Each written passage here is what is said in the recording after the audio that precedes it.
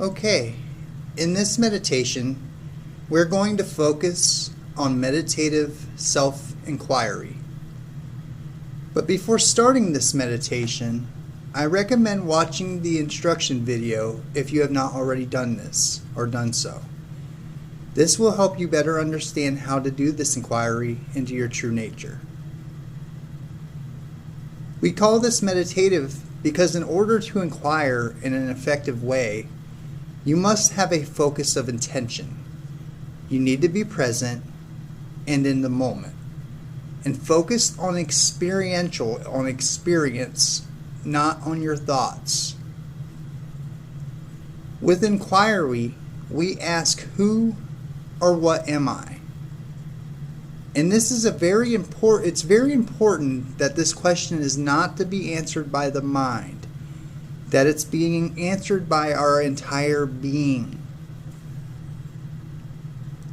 So first, we allow ourselves to relax and become at ease. You want to connect with your body, connect with what you're experiencing right here and now without changing or altering anything. You really want to feel yourself.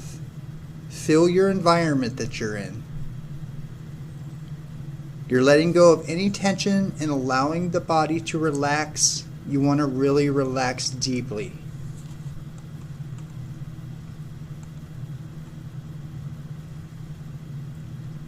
The most important element is knowing how to ask the question. Knowing how to introduce the question into a silent mind, into the core of your being.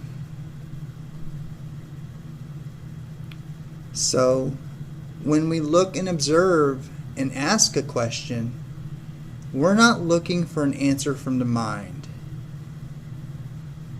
The question in itself is drawing awareness's attention in a certain direction. You want to understand this fully, so the mind does not start searching for an answer. This is meant to open the mind and provide a gap so you can have a deeper experience. So in order to find out who and what we are, we want to first look at what we are not, what we assume that we are, what we've been taught that we are. And we start with the most obvious experience, and that is thoughts. Most humans find their full identity in thought. Most people think they are who they think they are, whether they are good or bad, deserving or undeserving, worthy or unworthy. These are all thoughts in the mind. Most humans' sense of self is being generated by the mind. This sense of self from within the mind is what is called the false self. It is the conditioned self, a sense of self from a thought. So when we look at mind that is nothing but thought, we start to notice thought moves within the mind. The assumption is that we are our thoughts, that our thoughts tell us about ourselves.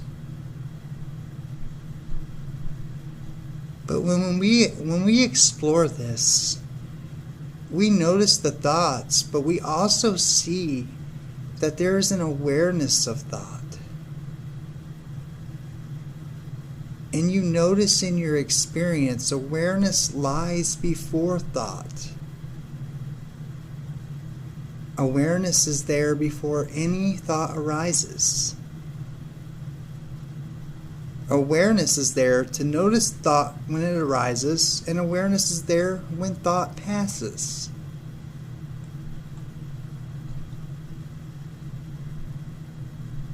So you can see in your own experience, while there is thought, there is also a witness of the thought, and it's always there prior to the thought.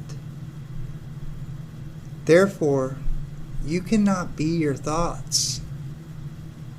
Thoughts happen and they occur within you, but thoughts are not who we are. Thoughts do not tell you who you are.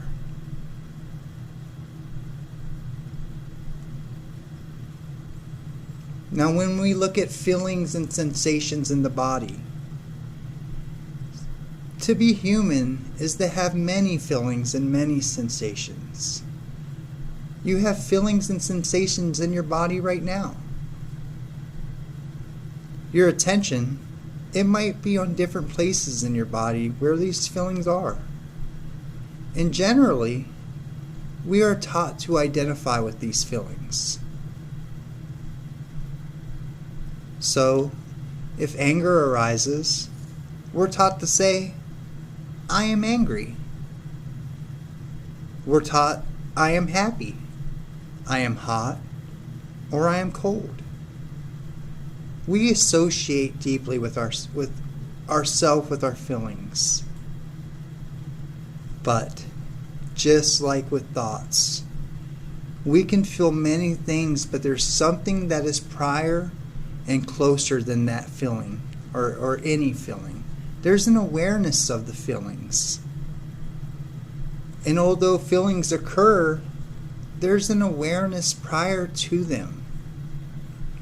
Feelings always come, feelings always go, but the awareness always remains.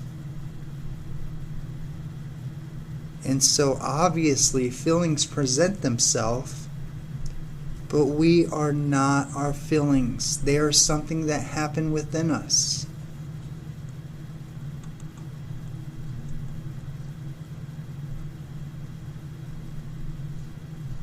We also find that human minds have beliefs.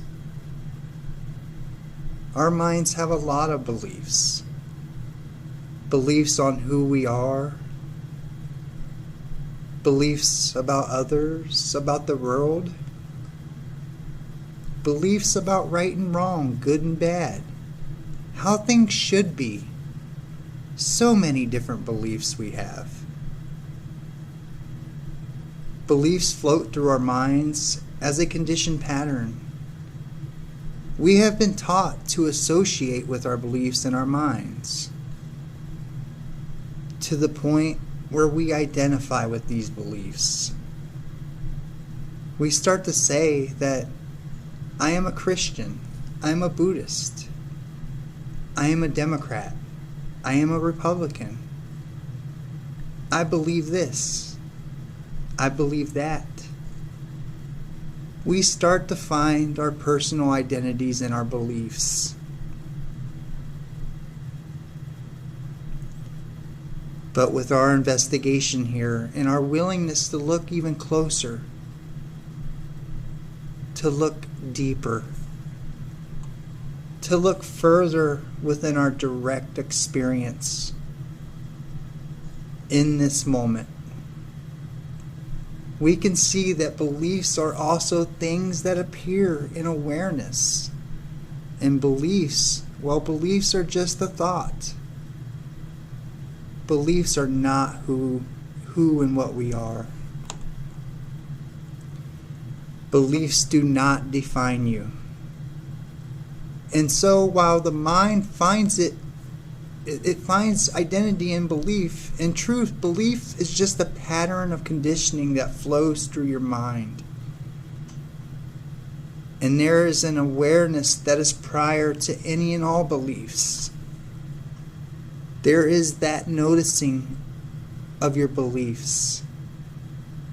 And noticing these beliefs is far more intimate.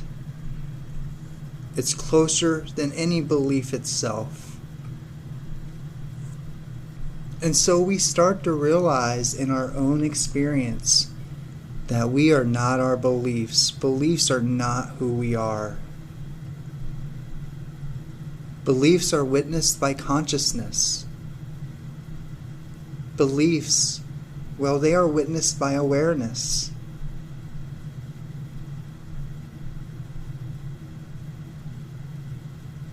And then we look at our ego personality.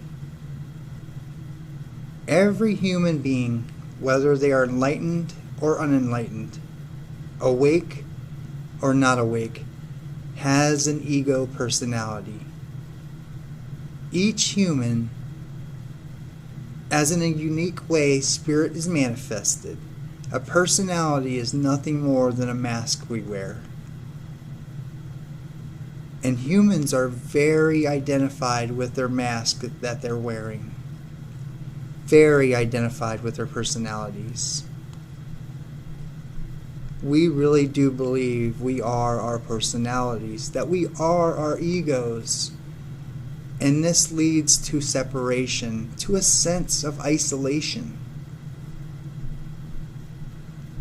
But when we start to see that personalities belong to the body and mind, and that personality is also being witnessed within, one can be aware of their personality.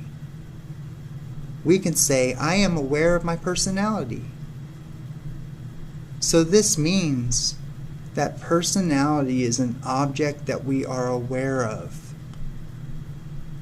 Personality is an object that we are aware of.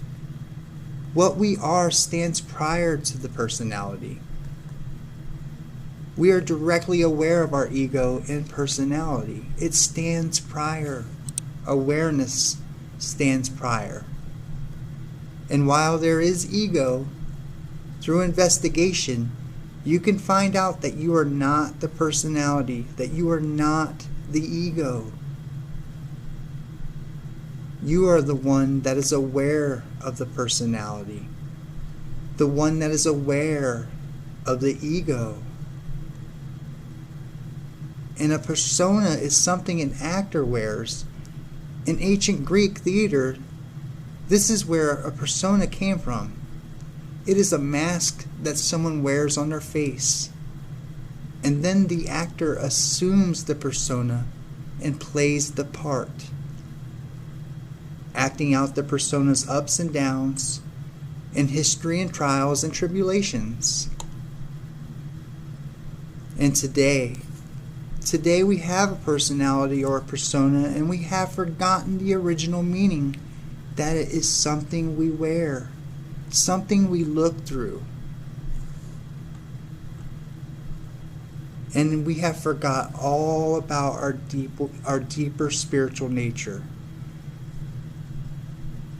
We have been taught our persona, our personality, is who or what we are.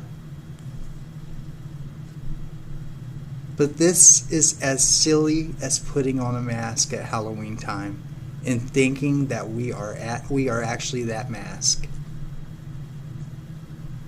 While there is personality, there's definitely a personality, and there is ego, or even a persona. Awareness stands prior and wears the personality. So we start to see that we are not the personality. We are not the persona. The personality and ego exist, but awareness once again stands before. We are aware of our ego and personality. Therefore, we are not our persona.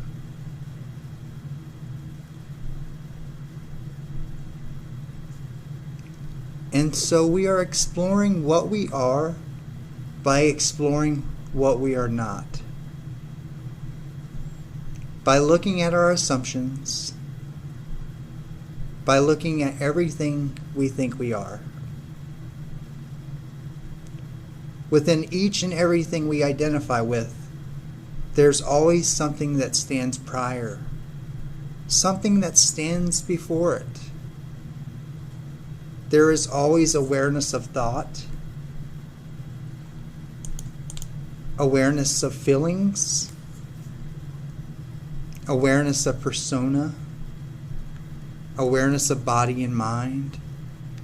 All of these things are objects of perception, objects that awareness perceives. Not one of these objects tells us about the perceiver. And so as we look deeper, in a silent, meditative way, we ask ourselves, what am I really? What am I really at the core, at the foundation of my being? And we come upon, when we look within behind all objects of perception, what we find is awareness. What we find is consciousness. And there we find the first assumption. We find the first illusion, that awareness is something that you or I, that we possess. In fact, we say it each and every day. I am aware, I am conscious. And we automatically assume this is true, that it's something we possess. An entity that possesses awareness or consciousness that is separate. And so, we bring meditative self-inquiry to this fundamental illusion. We bring meditative self-inquiry to this fundamental assumption. Is there a separate self that possesses awareness? Is there a separate self that possesses consciousness? Is there a separate someone or a separate entity? So we look inside ourselves. Can you find this someone that possesses awareness?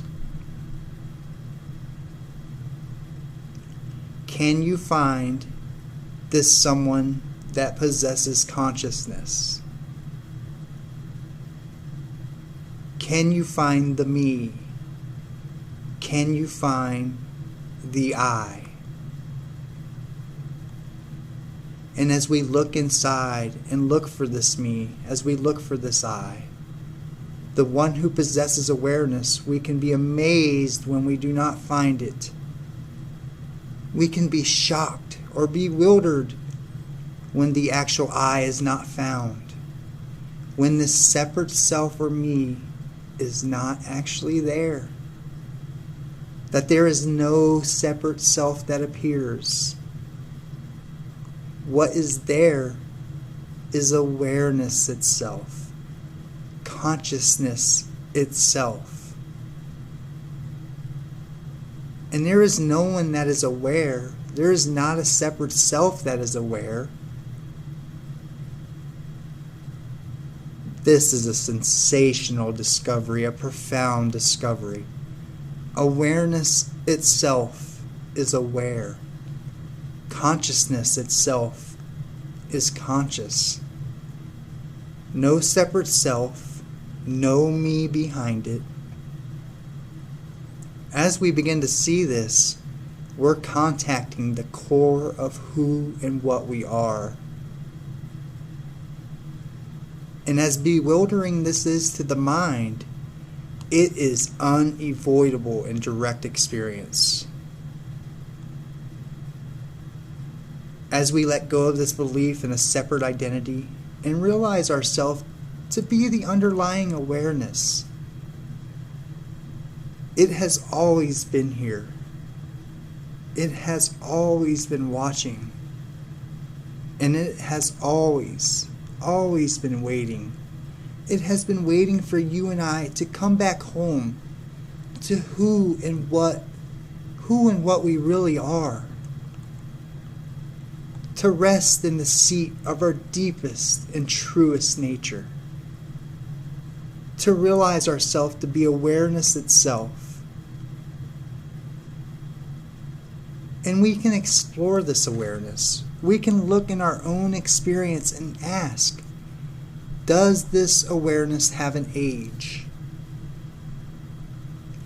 Does this awareness have a gender? Is it a male awareness, a female awareness? Or is it simply awareness itself? Does this awareness have a limitation? Can you find the beginning of it? Can you find the end of awareness? Can you find a boundary within you? And these are not questioning or questions for your mind. We're directing attention back to the source of being. We are simply investigating, each of us investigating, what is our true nature. We have been taught and told this realization is hard, that it's difficult. To awaken or wake up from the separate me or the separate self, that it's hard to do and it takes years to do. All it takes is a willingness to look into the depths of your experience, into the depths of your beingness, right here, right now, this moment, and realize what you are is the silent watching, awareness itself. It's what is called spirit, something that is without shape. It is formless, without age, without gender, without any form, awareness itself. Spirit is awareness, and awareness is spirit. It's always been here. It's always been so. It's always been who we are. This spirit awareness has been wearing the mask, you and me, and like most humans, we have lost ourselves and identified with the mask. We have played the part of the character, identified with the character. But this inquiry is a chance to wake up from this trance. What you have always known in your heart. These personalities, these bodies, these minds are just a mask through which spirit and awareness functions. And through this silent investigation, filling into the truth of what you are, the flash of recognition can dawn on you, dawn within you. And you can realize that this awareness, that this spirit is what you are and what you have always been. That you don't have to earn it. You don't even have to maintain it. It is what you are. It is also what your neighbor, your friend, your enemy, your lover, the core and heart of what all beings are. So this is not personal. It does not belong to anyone. This is the one spirit, the one awareness that functions through all forms and appears as all forms. And while maintaining in the deepest center of your heart, formless. And this is an invitation to rest in the mystery of what you are. To give understanding of this mysteriousness of being spirit itself. To return to direct experience and not stay lost in the trance of mind anymore. And this is our inheritance. It is what we were born to realize. To realize within all beings. And it's available to everyone. It's available to all beings. All we have to do is have the ability to look and inquire and just be guided by our direct experience. And we can then awaken from the mind. And then there is a natural state of ease. a natural state of rest, a natural state of freedom. And we can be consciously what we have always been. It is our birthright, our true nature, awareness, truth, formless spirit. May all humanity be happy. May all humanity be at peace. May all beings be free. May all humanity be happy. May all humanity be at peace. And may all beings be free. Thank you so much, everyone. Namaste.